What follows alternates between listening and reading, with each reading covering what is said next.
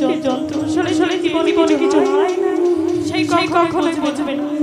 যাকে উদ্দেশ্য করে আমি গানের জগতে এসেছি, দাদা ভাই, আমার দাদা ভাই চলে গেছে, যিনি আমার গান শিখিয়েছেন, বড় করেছে। বাউল দুলাল সরকার চলে গেছে। আসলে অল্প বয়সে আমার ভালোবাসার জন্য মানুষ হারিয়েছি। যেই ব্যথা আমার বুকে আঘাত করে, ওনাদের যদি না হারাইতাম, আমি বিচ্ছেদের মানেটাই বুঝতাম। আমি বিচ্ছেদের মানেটা তখনই বুঝি যখন এক করে দুইটা ভালোবাসার মানুষ আমার জীবনে চলে গেছে। তাই দরদি ভাই বোনেরা, এই বুকে যার মুর্শিদ বেঁচে নাই, এই ধরনীতে যার পিতা-মাতা বেঁচে আছে, আমি অধলে যাচ্ছি। আপনারা পিতা-মাতার খ্যাত করবেন। পিতা-মাতাকে খুশি যে করতে পারে, সে আল্লাহকে খুশি করতে পারে। যে সন্তানের উপর পিতা-মাতার অসন্তুষ্টি থাকে, স্বয়ং আল্লাহ তার উপর অসন্তুষ্ট থাকে। তাই সবাই চেষ্টা করবেন, আমরা চেষ্টা করব বাবা মা সেবা করার জন্য, মানব সেবা করার জন্য। এই বাউল ধর্ম, এটা প্রচার, এই বাউল গানের মাধ্যমে যেন ভালো কিছু প্রচার হয়, আমি সব সময় চেষ্টা করি। আসলে বর্তমানে বাউল গানের অবস্থা তো সকলেরই জানা, কিন্তু প্রকৃত বাউল গান ধরে রাখার জন্য আমাদের কিছু কাজ করতে হয়। এই বাউল গানটার মধ্যে যদি কথা আপনারা না শুনেন, তাহলে রাতটাই সারা রাত গান শুনে কিছু বুঝলেন না, তাইলে তো লাভ নাই। সময়ের মূল্য দিতে হবে, সময় গেলে সাধু হবে। দর্শনে কবি সাধু গীতিকার তারা প্রত্যেকটা গানেই চমৎকার কিছু কথা বলেছেন। গান গায় শ্রোতা হিসাবে সেই গানগুলোতে বলা হয়েছে, আমাদের সেগুলোই শোনা দরকার। তাই অনেকে বলেছিল আসলে রাজা, প্রত্যেকটা গানে একটি অর্থ থাকে। অর্থ না হলে গান শুনলে সেই গানে কোনদিন তৃপ্তি গানে বলে সেই অর্থটা আমাদের বোঝা উচিত। এই গানটি যে লিখেছেন শ্রদ্ধেয় অনাথ, অর্থাৎ আমাদের জগতে বিজয় সরকার একজন সাধক ছিলেন। তিনি অনেক গান লিখেছেন। সেই বিজয় সরকার একদিন তার গান করার শেষে যাওয়ার সময় রাস্তার মধ্যে দাঁড়িয়ে একটি গান শুনতে পান। ছোট্ট একটা বাচ্চা তারই লেখা গান করছে। যদি আমার লেখা গান কেউ গায় তাহলে সেই গানটা আমার বেশি শুনতে মন চাইবে। তাই বিজয় সরকার নেমে দেখলো যে ছেলেটা আমার লেখা গানটা গাইতেছে। তখন সামনে দেখে ছোট্ট বাচ্চা বিজয় সরকারের লেখা গান করছে, অঝরে কাঁদতেছে। গান শেষে ওই বাচ্চাটিকে ডেকে কাছে নিয়ে আসলো, বলল, বাবা তোমার নাম কি? ছেলে কেঁদে বলে, এই পৃথিবীর বুকে আমার কেউ নাই, সব সময় আমাকে অনাথই বলে ডাকে। আমি এতিমখানায় বড় হয়েছি, তাই সবাই আমাকে অনাথই বলেই ডাকে।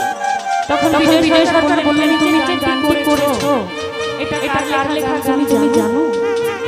তখন অনাথি বলে, হ্যাঁ আমি জানি, এটা বিজয় সরকারের লেখা গান। তখন বললে, বিজয় সরকার তুমি চিনো? তখন বলল, আমিও না গান গেয়েছি, কিন্তু আমি ওনাকে কোনোদিন দেখি নাই। তখন বিজয় সরকার বললেন, আমি সেই বিজয় সরকার লেখা গান তুমি করেছে। চরণ লুটিয়ে পড়ে বলে, আমার সেই সৌভাগ্য হয়েছে ছোট্ট বাচ্চা যে আমি যার করে আমার আত্মার কি আমার মনের জোগায় সেই ব্যক্তি আমার সামনে।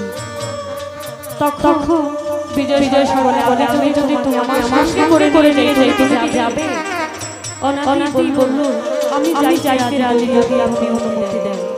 তখন বলে তোমার যেহেতু পৃথিবীতে কেউ নাই, তাহলে চলো তুমি আমার সাথে চলো। এই অনাদিকে খাওয়িয়ে পড়িয়ে বড় বড় জোরে যখন বিয়ে যুক্ত হয়, বিয়ে করায়।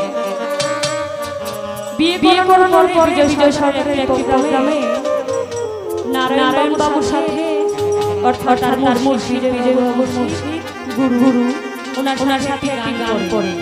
ওই গানটি নিয়ে নারায়ণ বাবু যে কোনো ঝামেলার মধ্যে বিজয় সরকার বলে আমি তো যেতে পারবো না, তুমি ওই গানটা অনাদিকে নিয়ে গিয়ে আসো।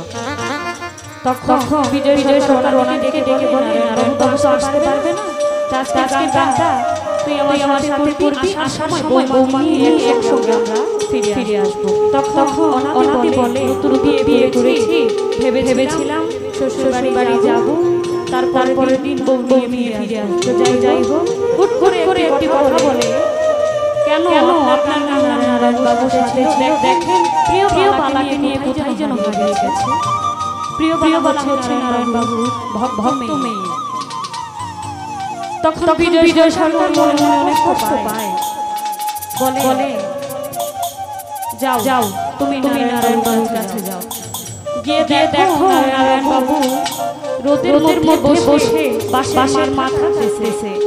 তখন ওই অনাদি চিন্তা করে এত দূরের পথ আমার বাজা কেমন বুঝতে পারলো যে ওইখানে বাঁশ কাটতেছে। তখন যোগাযোগের ব্যবস্থা ছিল না, যানবাহনের ব্যবস্থা ছিল না। এরপরে দৌড়ে হেঁটে যখন যায় দেখে নারায়ণ বাবু এই রোদের মধ্যে বাঁশের মাথা পেছেছে। অবাক তাকিয়ে রইল যে বাবা যে বললেন এত দূরের খবর, তারা কি কানেকশন তার রয়েছে যে এত দূরের খবর জানতে পারবে। তখন নারায়ণ বাবু কথা বলে অনাদিকে বলে তুমি এক চলে যাও প্রিয় বালার কাছে, দেখো প্রিয় বালা ধান রান্না করতেছে, তার ডান দিয়ে মাটিতে বাতাস করতেছে এবং বাম দিয়ে লাকড়ি নাড়তেছে। দৌড়ে যখন যায় গিয়ে দেখে যেই কথা সেই কাজ, তার ডান দিয়ে মাটিতে বাতাস করতেছে। তাই এটা দেখে অনাদিকে জিজ্ঞেস করে, ও দিদি তুমি মাটিতে বাতাস করতেছো? তখন প্রিয় বলে উঠে, কেন এসেছিস আমার নারায়ণ বাবু আমার বাজার এই রোদের মধ্যে বাঁশ কাটতেছে, তার কি গরম লাগে না? আমি যদি এখানে বাতাস করি তাহলে ওটা তার শরীরে লাগবে। এখানে সে অনেক অবাক হয়ে যায়, এত দূরের খবর তাদের মধ্যে কিভাবে আসে। তখন প্রিয় বলে ভাই তুই অনেক দূর এসেছিস, অনেক ক্লান্ত আছিস, তুই একটু বিশ্রাম কর, আমার ভালো না হলে তারপর তুই খাবি। যখন বিশ্রাম নিতে গেল এই ক্লান্ত পথ হেঁটে ঘুম এসে পড়েছে। ঘুমের মধ্যে স্বপ্নে দেখে ওই সমুদ্রের মধ্যে নৌকা পেয়ে আসছে। নৌকার মধ্যে মাঝি নৌকা যখন পারে আসলো তখন ওই মাঝিটা হচ্ছে নারায়ণ বাবু। নারায়ণ বাবু এসে যখন ওই নদীর কিনারে দেখলো তিনজন লোক সেখানে দাঁড়িয়েছিল। নারায়ণ বাবু মাঝি হিসাবে ছিল। তিনজন লোক বিজয় সরকার, অনাদি এবং প্রিয় বালা। নারায়ণ বিজয় সরকারকে বলে বিজয় তুমি নৌকায় চলে আসো। কথা বলার সঙ্গে সঙ্গে নৌকায় চলে যায়। নারায়ণ বাবু আবার প্রিয় বালা দাঁড়িয়েছো কেন? তুমিও আমার নৌকায় চলে আসো। প্রিয় বালা নৌকায় চলে গেল। অনাদিকে ভাবি আমার ডাক পড়বে, কিন্তু না। নৌকা যখন ছেড়ে দিবে তখন চিৎকার করে বলে এই এত বড় নৌকার মধ্যে আমার একটু জায়গা হবে না। তখন প্রিয় বালা বলে ও ভাই তুমি তো বড় কলম করেছো। তুমি বলেছো নারায়ণ বাবু বালা নিয়ে কোথায় যাবে। আসলে বাজা আমরা মুর্শিদের কাছে যাই, বায়াত করি, কিন্তু তাদের আদেশ আমরা মেনে চলতে পারি না। যাদের বুকে মুর্শিদ হারা যন্ত্রণা রয়েছে, যার বুকে মুর্শিদ হারা যন্ত্রণা রয়েছে, সেই বুঝতে পারছে এই পৃথিবীর জন্য যার এই মুখে তরিকার ভাই জুরার ভাই ভাই ভাই হলো কি যন্ত্র শোলে শোলে জীবনে কিছু হয় না সেই কখনো বুঝবে না যাকে উদ্দেশ্য করে আমি জগতে এসেছি দাদা ভাই আমার দাদা ভাই চলে গেছে যিনি আমার গান শিখিয়েছেন ছোট বড় করেছে বাউল দুলার সরকারও না চলে গেছে আসলে অল্প বয়সে আমার ভালোবাসার জন্য মানুষকে হারিয়েছি যেই ব্যথা আমার বুকে আঘাত করে ওনাদের যদি না হারাইতাম আমি বিচারের মানেটাই বুঝতাম না আমি বিচারের মানেটা তখনই বুঝি যখন এক করে দুইজন ভালোবাসার মানুষ আমার জীবনে চলে গেছে তাই দরদি ভাই বোনেরা এই বুকে যার মুর্শিদ বেঁচে নাই এই ধরনীতে যার পিতা মাতা বেঁচে আছে আমি অধল বলে যাচ্ছি আপনারা পিতা মাতার খেয়াল করবেন পিতা মাতাকে খুশি যে করতে পারে সে আল্লাহকে খুশি করতে পারে যে সন্তানের উপর পিতা মাতার অসন্তুষ্টি থাকে স্বয়ং আল্লাহ তার উপর অসন্তুষ্ট থাকে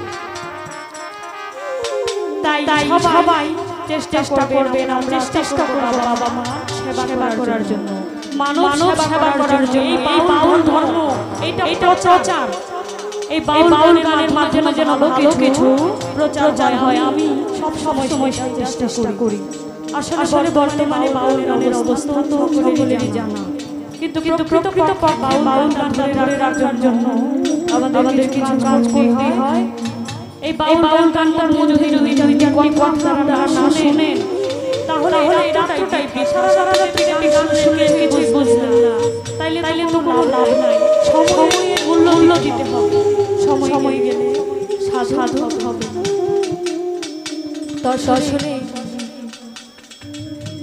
কবি সাধক গীতিকার তারা প্রত্যেকটা গানেই চমৎকার কিছু কথা বলেছেন গান গায় শ্রোতা হিসাবে সেই গানগুলোতে বলা হয়েছে আমাদের সেগুলোই শোনা দরকার তাই অনেকে বলেছিল